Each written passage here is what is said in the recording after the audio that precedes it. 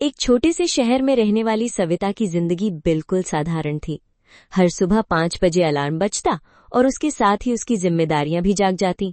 रसोई में चाय चढ़ती, आटा गूंथा जाता, बच्चों का टिफिन तैयार होता, पति के ऑफिस की तैयारी, सास ससुर की दवाइयां, कपड़े, सफाई, और देखते देखते सुबह कब दोपहर में बदल जाती उसे खुद भी पता नहीं चलता।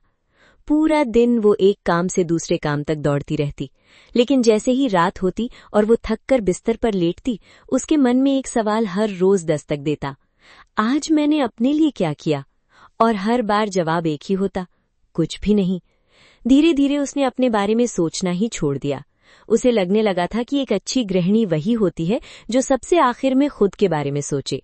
अगर परिवार खुश है तो वही उसकी खुशी है, अगर बच्चों की हर जरूरत पूरी हो रही है तो वही उसकी सबसे बड़ी सफलता है। लेकिन वो शायद एक बात भूल चुकी थी, जो दीपक खुद बुझने लगे वो दूसरों को कितनी देर तक रोशनी दे पाएगा। एक रविवार की सुबह वो पूरे घर की सफाई कर रही थी। स्टोर रूम के एक पुराने कोने में रखी लकड़ी की अलमारी खोलते समय उसे एक छोटा सा डिब्बा दिखाई दिया। डिब्बा धूल से ढका हुआ था। जिज्ञासा से उसने उसे खोला। अंदर कुछ पुराने सर्टिफिकेट थे, कॉलेज की तस्वीरें थीं, कुछ पीले पड़ चुके कागज और एक छोटी सी ट्रॉफी। उसने धीरे से ट्रॉफी उठाई। उस पर लिखा था, जिला स्तरीय निबंध प्रतियोगिता, प्रथम पुरस्कार। सविता कुछ पल तक उसे बस देखती रह गई, मानो समय अचानक कई साल पीछे लौट गया हो। उसे अपना कॉलेज याद आ गया, वो लाइब्रेरी, वो मंच, वो तालियां और उसके शिक्षक की वो बात, सविता, तुम्हारे शब्द लोगों की सोच बदल सकते हैं, लिखना कभी मत छोड़ना। उस समय उसका सपना था एक दिन अपनी किताब लिखने का, लोगों के सामने बोलने का, अपने नाम से पहचाने जाने का। लेकिन फिर शादी हुई, नई जिम्मेदारियां आईं, फिर बच्चे, फिर परिवार, और धीरे धीरे उसके सारे सपने उसी डिब्बे में बंद होते चले गए। उस दिन पहली बार उसे एहसास हुआ, धूल सिर्फ उस ट्रॉफी पर नहीं जमी थी, धूल तो उसके सपनों पर भी जम चुकी थी। वो वहीं फर्श पर चुपचाप बैठ गई। इतने में उसका छोटा बेटा दौड़ता हुआ आया। उसने ट्रॉफी हाथ में ली और मासूमियत से पूछा, मम्मी ये ट्रॉफी किसकी है? सविता ने हल्की मुस्कान के साथ कहा, मेरी। बेटे ने आश्चर्य से फिर पूछा, आपको भी कभी इनाम मिला था?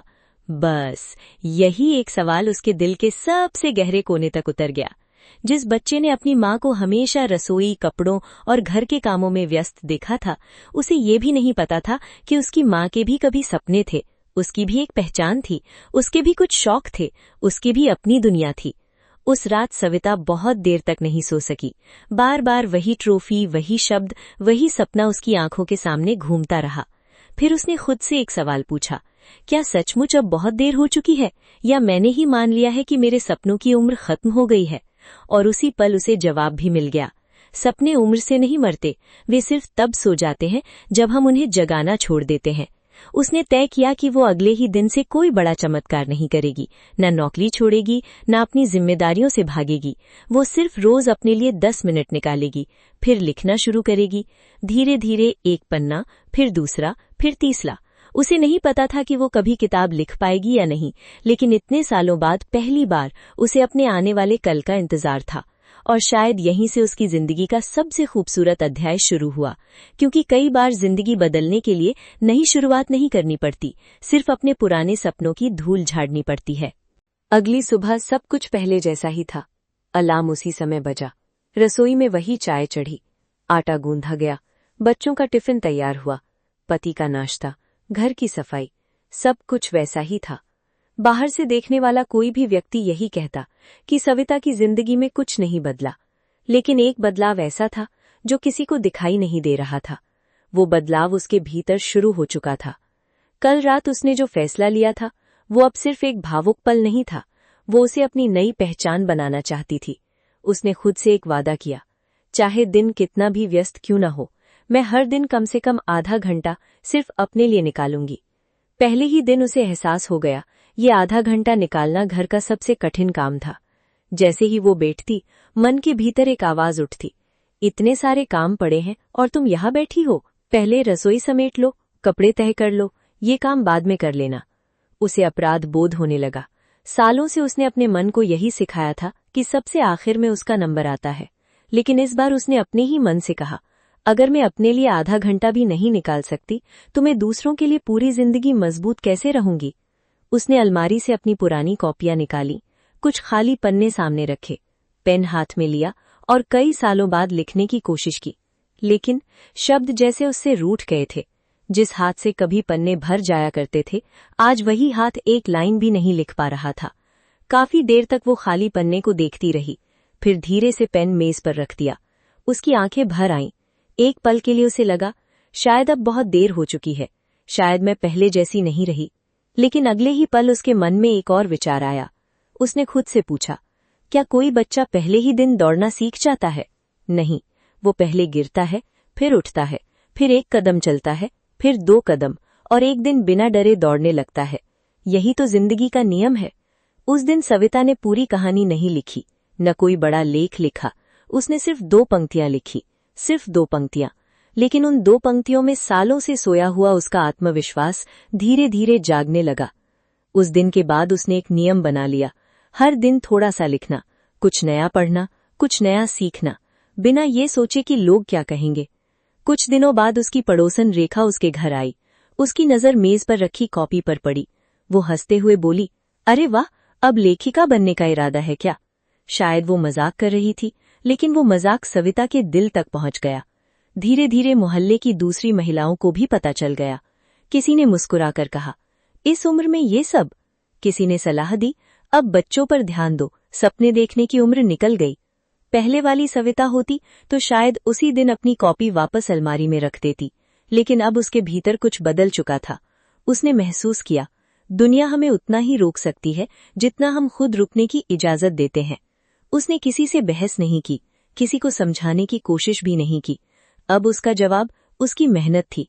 उसने मोबाइल का इस्तेमाल सिर्फ समय बिताने के लिए नहीं, सीखने के लिए करना शुरू किया। वो लिखने की तकनीक सीखती, नई भाषा सीखती, अच्छे लेख पढ़ती और समझती कि अपने अनुभवों को शब्दों में कैसे ढाला जाए।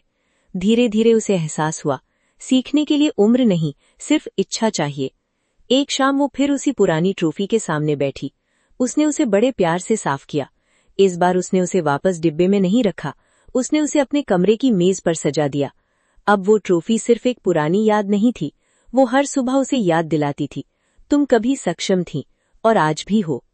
उस रात उसने अपनी डायरी खोली, कुछ पल सोचा और फिर एक वाक्य लिखा, मैं देर से शुरू कर रही हूं, लेकिन गलत दिशा में नहीं जा रही। उसने उस वाक्य को कई बार पढ़ा। पहली बार उसे लगा वो सचमुच बदल रही है। उसे अभी भी नहीं पता था कि उसकी ये छोटी सी शुरुआत उसे कहाँ ले जाएगी, लेकिन अब एक बात बिल्कुल तय थी, वो किसी चमत्कार का इंतजार नहीं करेगी, वो किसी और के बदलने का इंतजार नहीं करेगी। वो अपनी जिंदगी का पहला कदम खुद उठाएगी। और उसे बिल्कुल भी अंदाजा नहीं था कि यही छोटा सा कदम कुछ महीनों बाद उसकी पूरी जिंदगी की दिशा बदलने वाला था। कई बार जिंदगी बदलने के लिए किसी बड़े मौके की जरूरत नहीं होती, बस एक छोटे से फैसले की जरूरत होती है। सविता ने भी यही समझ लिया था। उसे अब एहसास हो चुका था कि सिर्फ सीखते रहना, वीडियो देखते रहना, किताबें पढ़ते रहना या सपने देखते रहना जिंदगी नहीं बदलता। जिंदगी तब बदलती है जब हम पहला कदम उठाते हैं। लेकिन सवाल था, शुरुआत किससे की जाए? एक दिन रसोई में सब्जी बनाते समय उसकी नजर अपने हाथों पर पड़ी। हल्दी की हल्की पीली परत, मसालों की खुशबू और बरसों का अनुभव। अचानक उसे कई पुरानी बातें याद आने लगी। मोहल्ले की महिलाएं अक्सर कहती थीं, सविता, तुम्हारे हाथ का आम का अचार तो बिल्कुल गांव वाला स्वाद देता है। कोई कहता, तुम्हारा गरम मसाला डालते ही सब्जी की खुशबू बदल जाती है। किसी को उसके हाथ की मिर्च का अचार पसंद था, तो किसी को घर का बना नमकीन। पहले वो इन बातों को सिर्फ तारीफ समझकर मुस्कुरा देती थी, लेकिन उस दिन उसने पहली बार उन बातों को एक अवसर की तरह देखा। उसने खुद से पूछा, अगर लोग मेरे बनाए सामान को सचमुच इतना पसंद करते हैं, तो क्या यही मेरी नई शुरुआत बन सकती है? उस सवाल ने उसके भीतर उम्मीद की एक छोटी सी लौ जला दी। अगले ही दिन उसने घर में रखे थोड़े से आम निकाले, मसाले तैयार किए, तेल गर्म किया और पूरे मन से अचार बनाया। साथ ही अपने हाथ का खास मसाला भी तैयार किया। उसके पास कोई बड़ी मशीन नहीं थी, कोई ब्रांड नहीं था, न कोई दुकान, न कोई निवेश, बस कुछ साधारण कांच की बोतलें, कुछ साफ सुथरे पैकेट और अपने हाथों पर भरोसा। लेकिन सच तो ये था, उन बोतलों में सिर्फ अचार नहीं भरा था, उनमें उसका आत्मविश्वास भी भरा था। अब सबसे मुश्किल काम था पहला ग्राहक ढूंढना। कई बार उसने आचार की बोतल हाथ में उठाई, दरवाजे तक गई, फिर वापस लौट आई। दिल जोर जोर से धड़क रहा था। मन बार बार कह रहा था, अगर किसी ने मना कर दिया तो, अगर लोगों ने हंस दिया तो, अगर किसी ने कहा कि ये सब तुम्हारे बस की बात नहीं। तभी उसे अपनी डायरी का वो वाक्य याद आया, मैं देर से शुरू कर रही हूं लेकिन गलत दिशा में नहीं जा रही। उसने एक गहरी सांस ली, अपने डर को वहीं छोड़ा और पड़ोसन के घर की घंटी बजा दी। दरवाजा खुला। सविता हल्की मुस्कान के साथ बोली, दीदी, मैंने घर का बना अचार तैयार किया है, अगर आपको अच्छा लगे तो एक बार जरूर चखिए। पड़ोसन ने एक बोतल खरीद ली, पैसे उसके हाथ में रखते हुए मुस्कुराकर बोली, अगर स्वाद अच्छा हुआ तो अगली बार 2 बोतलें लूंगी। घर लौटते समय सविता के कदम पहले से हल्के थे। उसके हाथ में बहुत कम पैसे थे, लेकिन उसके दिल में बहुत बड़ा विश्वास था। उसे पहली बार लगा, हाँ, मैं भी कर सकती हूँ। धीरे धीरे 1 ग्राहक 2 बने, 2 से 4, 4 से 6। फिर कुछ लोगों ने अपने रिश्तेदारों के लिए भी आचार मंगवाना शुरू कर दिया। लेकिन हर दिन सफलता नहीं मिलती थी। कुछ दिन ऐसे भी आते जब पूरा दिन निकल जाता और एक भी ऑर्डर नहीं आता। कभी बनाया हुआ सामान बच जाता, कभी मसाले खराब होने का डर सताता, कभी मन कहता शायद लोग सही कहते थे, शायद मुझसे नहीं होगा। एक शाम वो रसोई के कोने में बैठी बची हुई आचार की बोतलों को देख रही थी। उसका आत्मविश्वास फिर से डगमगाने लगा। तभी स्कूल से उसका बेटा घर लौटा। उसने अपना बैग रखा और खुशी से बोला, मम्मी, आज मैंने अपने दोस्त से कहा कि मेरी मम्मी अपना सामान बनाकर बेचती हैं। सविता मुस्कुराई। उसने पूछा, फिर उसने क्या कहा? बेटा गर्व से बोला, उसने कहा तुम्हारी मम्मी तो बिजनेस करती हैं। ये सुनकर वो कुछ पल के लिए बिल्कुल शांत हो गई। उसकी आंखें भर आईं। उसे पहली बार एहसास हुआ वो सिर्फ आचार नहीं बेच रही थी, वो अपने बच्चों को ये सिखा रही थी कि सपने किसी भी उम्र में फिर से जिए जा सकते हैं। उस रात उसने अपनी छोटी सी कॉपी निकाली, सारे खर्च लिखे, सारी कमाई लिखी, हिसाब लगाया। रकम बहुत बड़ी नहीं थी, लेकिन एक बात बिल्कुल साफ थी, हर हफ्ते ग्राहक बढ़ रहे थे, लोग दोबारा खरीदने आ रहे थे, यानी उसके काम में सचमुच दम था। उसने उसी रात एक नया फैसला लिया, अब वो सिर्फ आचार नहीं बनाएगी, वो अपने काम को हर दिन बेहतर बनाएगी, बेहतर पैकिंग करेगी, ग्राहकों की राय सुनेगी, नई चीजें सीखेगी और हर दिन कल से बेहतर बनने की कोशिश करेगी। बहनों, जिंदगी में पहला कदम कभी बड़ा नहीं होता, लेकिन वही पहला कदम सबसे ज्यादा मायने रखता है, क्योंकि उसी के बाद रास्ते दिखाई देने लगते हैं। सविता का आत्मविश्वास अब धीरे धीरे लौट रहा था। उसे लगने लगा था कि शायद भगवान ने उसके लिए भी एक नई राह बनाई है, लेकिन उसे बिल्कुल भी अंदाजा नहीं था कि असली परीक्षा अभी बाकी थी। कुछ ही दिनों बाद उसकी जिंदगी में ऐसा तूफान आने वाला था जो उसके साहस, उसके धैर्य और उसके विश्वास तीनों की परीक्षा लेने वाला था। जब हमें लगने लगता है कि अब सब कुछ धीरे धीरे ठीक हो रहा है, तभी जिंदगी हमारी सबसे बड़ी परीक्षा लेने का फैसला करती है। सविता की जिंदगी में भी अब उम्मीद की एक नई किरण दिखाई देने लगी थी। उसके हाथों के बने अचार, मसाले और पापड़ अब सिर्फ घर तक सीमित नहीं थे। मोहल्ले की कई महिलाएं नियमित रूप से उससे सामान लेने लगी थीं। कोई अपनी बहन के लिए ले जाता, कोई रिश्तेदार के यहाँ भेजने के लिए, तो कोई सिर्फ इसलिए कि उन्हें उसके हाथ का स्वाद पसंद था। हर हफ्ते 2-4 नए ग्राहक जुड़ जाते। कमाई अभी भी बहुत ज्यादा नहीं थी, लेकिन इतनी जरूर होने लगी थी कि महीने के राशन में थोड़ी मदद हो जाती। बिजली का बिल भरते समय अब उतनी घबराहट नहीं होती थी।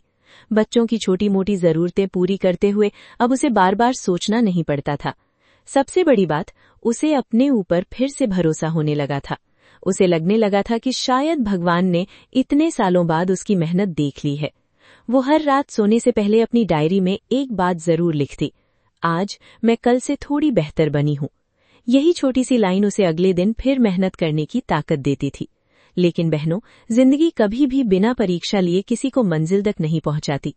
एक शाम उसके पति रोज की तरह घर लौटे, लेकिन आज कुछ अलग था। दरवाजा खुला, वे धीरे धीरे अंदर आए। बच्चे दौड़कर उनसे लिपटना चाहते थे, लेकिन उन्होंने सिर्फ हल्की सी मुस्कान दी।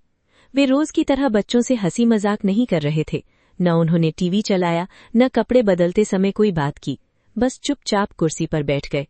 सविता रसोई से ये सब देख रही थी। इतने वर्षों में वो उनके चेहरे की हर छोटी सी बात पढ़ना सीख चुकी थी। उसे तुरंत समझ आ गया, कुछ बहुत बड़ा हुआ है।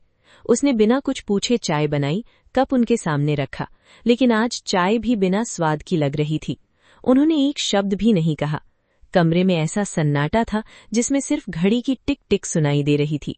सविता का मन बार बार घबरा रहा था, लेकिन बच्चों के सामने उसने कुछ नहीं पूछा। रात का खाना हुआ, बच्चे अपने कमरे में सो गए, घर में पूरी शांति छा गई। तब सविता धीरे से उनके पास बैठी। कुछ पल तक दोनों चुप रहे, फिर उसने बहुत धीमी आवाज में पूछा, क्या बात है, सब ठीक तो है? उन्होंने गहरी सांस ली, काफी देर तक नीचे जमीन को देखते रहे, जैसे शब्द उनके गले में अटक गए हों। फिर बहुत मुश्किल से बोले, जिस फैक्ट्री में मैं पिछले 15 साल से काम कर रहा था, वो हमेशा के लिए बंद हो गई है। आज हम सबको नौकरी से निकाल दिया गया है। बस इतना सुनना था। सविता के हाथ से पानी का ग्लास लगभग छूट गया। उसे लगा जैसे किसी ने अचानक उसके पैरों के नीचे की जमीन खींच ली हो। कुछ सेकंड के लिए वो कुछ बोल ही नहीं पाई। उसके मन में एक साथ हजारों सवाल दौड़ने लगे। अब घर कैसे चलेगा? बच्चों की स्कूल फीस, महीने का राशन, बिजली का बिल, घर की किस्त, दवाइयां, अगर नई नौकरी जल्दी नहीं मिली तो? इतने सारे सवाल और किसी का भी जवाब नहीं। उस रात दोनों पति पत्नी एक ही कमरे में थे, लेकिन दोनों अपने अपने डर से लड़ रहे थे। उसके पति छत को देखते रहे, शायद वे सोच रहे थे, मैं अपने परिवार का पालन पोषण कैसे करूंगा? और सविता करवटें बदलती रही। लेकिन उस रात कुछ ऐसा हुआ जिसने उसकी पूरी सोच बदल दी। पहले जब भी कोई मुश्किल आती थी, वो रो पड़ती थी। उसे लगता था कि अब कुछ नहीं हो सकता। लेकिन इस बार आंखों में आंसू तो थे, पर उनके साथ एक नई ताकत भी थी। उसे अचानक अपनी पुरानी ट्रॉफी याद आई, अपनी डायरी की वो लाइन याद आई, और वो दिन याद आया जब उसने पहली बार अपना अचार बेचने की हिम्मत की थी। उसने मन ही मन खुद से कहा, अगर आज मैं भी टूट गई तो इस परिवार को संभालेगा कौन? अगर मैं ही हार मान लूं तो बच्चों को हिम्मत कौन देगा? सुबह सूरज निकला, घर में वही दिनचर्या शुरू हुई, लेकिन सविता आज पहले से अलग थी। वो आईने के सामने कुछ पल खड़ी रही। आंखों के नीचे काले घेरे साफ दिखाई दे रहे थे। रात भर की जागी हुई आंखें, चेहरे पर चिंता, लेकिन उन आंखों में एक नई दृढ़ता भी थी। उसने आईने में खुद को देखते हुए धीरे से कहा, हालात चाहे जैसे भी हों, मैं हार नहीं मानूंगी।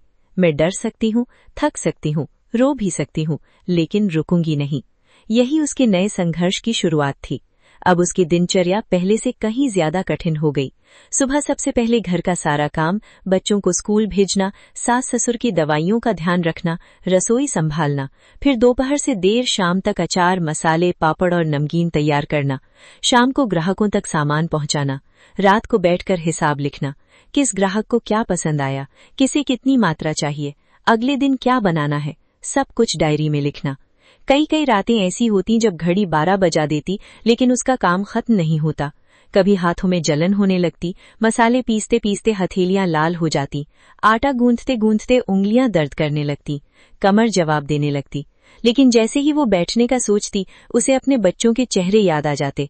वो मन ही मन कहती, अगर मैं आज रुक गई तो इनके सपनों की रफ्तार भी रुक जाएगी। धीरे धीरे उसके पति भी इस सफर का हिस्सा बन गए। वे सुबह नौकरी की तलाश करते, जहां भी काम की उम्मीद होती वहां अपना बायोडेटा देकर आते, और शाम को घर लौटकर बिना कुछ कहे उसके साथ बैठ जाते। कभी बाजार से कच्चा माल ले आते, कभी खाली बोतलें खरीद लाते, कभी पैकेटों पर लेबल चिपकाते, कभी स्कूटर से सामान पहुंचाने चले जाते।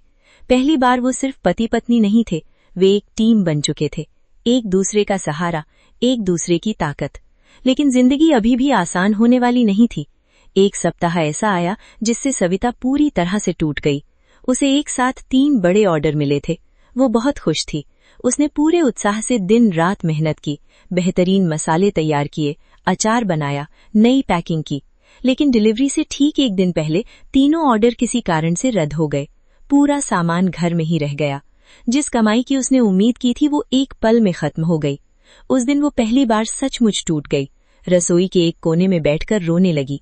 उसे लगा शायद लोगों ने सही कहा था, शायद वो बहुत बड़े सपने देख रही थी, शायद ये सब उसके बस का नहीं है। उसी समय धीरे धीरे उसकी सास उसके पास आई। उन्होंने कुछ नहीं पूछा, बस उसके पास बैठ गईं। फिर बहुत प्यार से उसके सिर पर हाथ फेरा और बोली, बेटी, खेत में बोया हुआ हर बीज अगले दिन फल नहीं देता। कुछ फसलें मौसम बदलने का इंतजार करती हैं। जो किसान हर मुश्किल के बाद खेती छोड़ देता है, उसे कभी भरपूर फसल नहीं मिलती। मेहनत कभी बेकार नहीं जाती, बस उसका समय अलग होता है। ये शब्द सीधे सविता के दिल में उतर गए। उसने आंसू पोंछे, गहरी सांस ली और उसी शाम बचा हुआ सामान लेकर फिर से ग्राहकों से मिलने निकल पड़ी। उसने हारने की बजाय सीखना चुना। उसने समझा, हर असफलता हमें रोकने नहीं, सिखाने आती है। अब उसका डर धीरे धीरे खत्म हो रहा था। उसकी जगह आत्मविश्वास ले रहा था। उसे अब यकीन हो गया था, मुश्किलें हमारी मंजिल तय नहीं करती, वे सिर्फ ये तय करती हैं कि मंजिल तक पहुंचने से पहले हम कितने मजबूत बनेंगे। उसे अभी भी नहीं पता था कि उसकी मेहनत का फल कब मिलेगा, लेकिन अब उसे अपने ऊपर विश्वास था। और कई बार इंसान की सबसे बड़ी पूंजी पैसा नहीं, उसका अटूट विश्वास होता है। उसे बिल्कुल भी अंदाजा नहीं था कि आने वाले कुछ ही हफ्तों में एक बिल्कुल साधारण सी घटना एक ऐसा दरवाजा खोलने वाली थी जिसकी उसने कभी कल्पना नहीं की थी। वो छोटी सी घटना उसकी जिंदगी की दिशा हमेशा के लिए बदलने वाली थी। एक बात हमेशा याद रखिए, किस्मत अचानक नहीं बदलती, वो तब बदलती है जब इंसान बिना हार माने, बिना शिकायत किए रोज थोड़ा थोड़ा आगे बढ़ता रहता है। सविता भी अब बिल्कुल यही कर रही थी। उसने अपने मन से एक बात हमेशा के लिए निकाल दी थी कि आज कितने ऑर्डर आए, आज कितनी कमाई हुई। अब उसका पूरा ध्यान सिर्फ एक चीज पर था, हर दिन अपने काम को कल से बेहतर बनाना। वो समझ चुकी थी, पैसे अपने आप नहीं आते, पहले लोगों का भरोसा कमाना पड़ता है, और भरोसा सिर्फ अच्छी नीयत और अच्छे काम से मिलता है। अगर कोई ग्राहक कहता, दीदी अचार थोड़ा कम तीखा होता तो बच्चों को भी खिला पाते, तो अगली बार वो उसी स्वाद का एक नया बैच तैयार करती। अगर किसी ने कहा, मसाले की खुशबू बहुत अच्छी है लेकिन पैकिंग थोड़ी मजबूत होनी चाहिए, तो वो बाजार जाकर नई पैकिंग के बारे में जानकारी जुटाती। अगर कोई बोतल रास्ते में टूट गई तो वो बिना बहस किए दूसरी भेज देती। शुरुआत में उसे थोड़ा नुकसान होता, लेकिन वो हमेशा सोचती, अगर ग्राहक खुश रहेगा तो वो दोबारा जरूर आएगा। धीरे धीरे उसने एक बहुत बड़ी बात सीख ली, शिकायतें हमें छोटा नहीं बनाती, वे हमें बेहतर बनने का मौका देती हैं। जिस दिन उसने शिकायतों से नाराज होना छोड़ दिया, उसी दिन उसका काम बदलने लगा।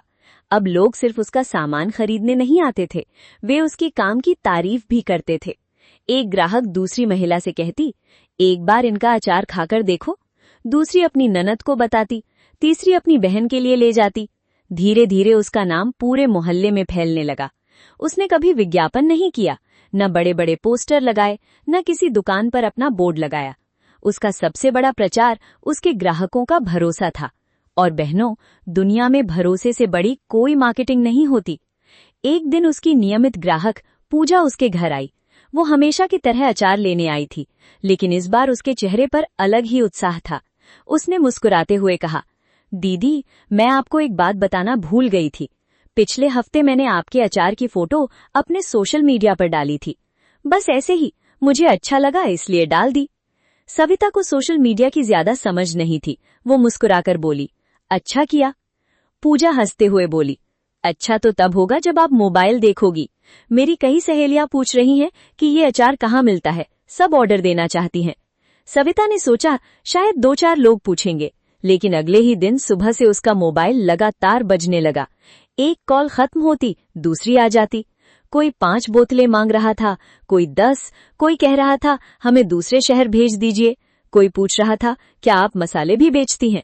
कुछ लोग तो ऐसे थे जो उसे जानते तक नहीं थे, उन्होंने सिर्फ किसी और की तारीफ सुनकर ऑर्डर किया था। सविता कुछ देर तक मोबाइल हाथ में लेकर बैठी रही। उसकी आंखों में खुशी और हैरानी दोनों थीं। उसे विश्वास ही नहीं हो रहा था, जिस काम की शुरुआत उसने अपने छोटे से रसोई घर से की थी, आज वही काम उसके शहर की सीमाओं से बाहर निकलने लगा था। उसने मन ही मन भगवान को धन्यवाद दिया, लेकिन हर नई सफलता अपने साथ नई जिम्मेदारियां भी लेकर आती है। अब ऑर्डर इतने बढ़ गए थे कि अकेले सब संभालना मुश्किल होने लगा था। उसकी सुबह अब पहले से भी ज्यादा जल्दी होने लगी। 4 बजे अलार्म बजता। सबसे पहले घर का काम, फिर सब्जियां काटना, बच्चों का टिफिन, पति का नाश्ता, सास ससुर की दवा। इसके बाद अचार तैयार करना, मसाले पीसना, पापड़ सुखाना, दोपहर में बोतलें भरना, शाम को पैकिंग, रात को हिसाब किताब। कई बार खाना खाते खाते ही उसकी आंखें बंद होने लगती, लेकिन इस बार उसकी थकान अलग थी। पहले वो मजबूरी में थकती थी, अब अपने सपनों के लिए। एक रात उसके पति ने उसके हाथ पकड़ लिए। लगातार मसाले मिलाने और बोतलें भरने से उसकी उंगलियों की त्वचा छिल गई थी, हथेलियां लाल हो गई थी। उन्होंने चिंता से पूछा, इतनी मेहनत क्यों कर रही हो? थोड़ा आराम भी कर लिया करो। सविता मुस्कुराई। उसने अपने हाथों को देखा, फिर बहुत शांत आवाज में बोली, थकान तो पहले भी होती थी, लेकिन तब सिर्फ शरीर थकता था और मन खाली रहता था। आज शरीर पहले से ज्यादा थकता है, लेकिन मन बहुत खुश रहता है। पहले मैं सिर्फ दिन काटती थी, आज मैं अपने सपनों को जी रही हूँ। उसके पति कुछ नहीं बोले, बस उनकी आंखें भर आईं। उन्हें याद आने लगा, वही सविता जो कभी सोचती थी कि उसकी पहचान सिर्फ रसोई तक है। आज उसी महिला ने पूरे परिवार में उम्मीद की नई रोशनी जला दी थी। समय धीरे धीरे आगे बढ़ता गया। कुछ महीनों बाद घर की आर्थिक स्थिति पहले से कहीं बेहतर हो चुकी थी। बच्चों की स्कूल फीस अब समय पर भरने लगी। घर का लोन भी बिना रुके चलता रहा। राशन खरीदते समय अब बार बार हिसाब नहीं लगाना पड़ता था। घर में जो चिंता पहले हर समय दिखाई देती थी, उसकी जगह अब सुकून ने ले ली थी। लेकिन बहनों, सविता की सबसे बड़ी कमाई पैसे नहीं थे। उसकी सबसे बड़ी कमाई थी अपने ऊपर लौट आया विश्वास। वो विश्वास जो कई साल पहले जिम्मेदारियों की धूल में कहीं दब गया था। एक दिन वो सब्जी मंडी गई हुई थी।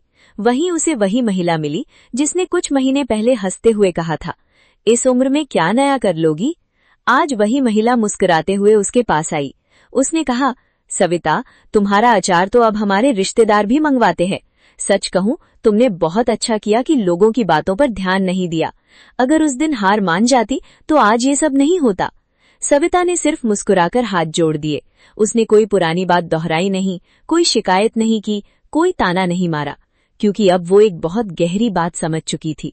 जब आप संघर्ष कर रहे होते हैं, लोग आपकी हिम्मत नहीं, आपकी कमजोरियां देखते हैं। लेकिन जब आप लगातार मेहनत करते रहते हैं, तो वही लोग एक दिन आपकी सफलता की मिसाल देने लगते हैं।